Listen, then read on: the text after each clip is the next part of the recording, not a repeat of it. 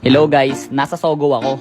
Pero mali ka nang iniisip. Di yan ang ginagawa ko, pre. Nandito ako para alamin kung mabilis ba ang kanilang wifi. At syempre, para na-testing natin ang quality ng kanilang wifi, kailangan natin ng Hero na high mechanics, mahirap gamitin, at talaga namang pang-fasan lang.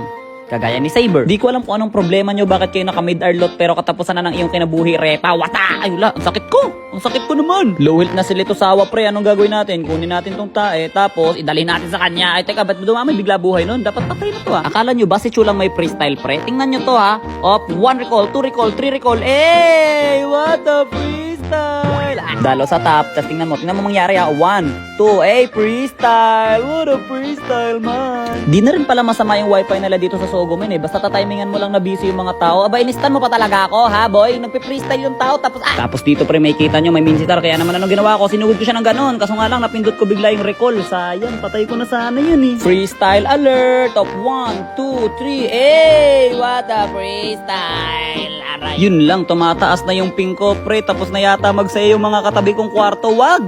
Mag-second round pa kayo, mag-third round pa kayo, mag-only rounds kayo, wag! Tinapos na namin yung laro, pre. Nagsisimula na mag-cellphone yung mga katabi naming kwarto. Ano ba naman yun? Overall, 10 out of 10 yung wifi nila. Basta sasaktuhin mo lang na busy yung mga tao.